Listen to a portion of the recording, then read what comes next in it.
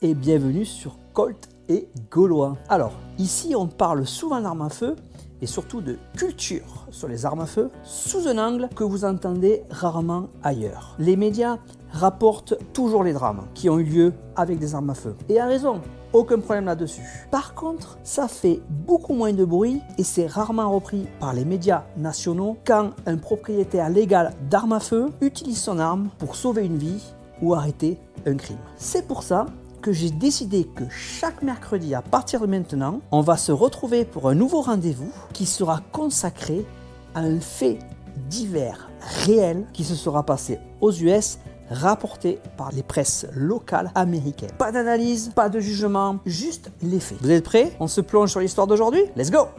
Les grizzlies du Montana semblent de plus en plus hardis. Dans le 5e incident de ce type recensé dans l'état du Montana, un homme de Great Falls a remarqué une agitation parmi ses poules le 10 juillet 2025 et s'est approché de son poulailler pour vérifier ce qui se passait. Heureusement, il a eu la présence d'esprit de se munir de son arme et quand il est arrivé dans le poulailler, il a constaté qu'un grizzly était en train d'attaquer les volailles et s'est alors retourné contre lui. L'homme, pour protéger sa vie, n'a pas eu d'autre choix que de tirer et d'abattre l'animal. Sur les 5 attaques rapportées dans le Montana depuis avril 2025, c'est la 3e impliquant un grizzly sur la propriété de particuliers. Comme d'habitude, je vous mets en bas les sources qui reportent ce fait divers. Cette semaine encore, on peut se poser la question, qu'est-ce qui se serait passé si cet homme n'avait pas possédé d'armes à feu et n'était donc pas sorti avec pour voir ce qui se passait? Il aurait sûrement fait la même chose.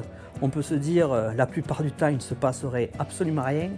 Sauf que là, quand il serait arrivé à son poulailler et que le grizzly se serait retourné contre lui, on peut se demander si le fait de posséder une arme, ça lui a pas sauvé la vie. Dites-moi ce que vous en pensez. En attendant, moi, je vous dis à la semaine prochaine, même heure pour un autre fait divers. Ciao!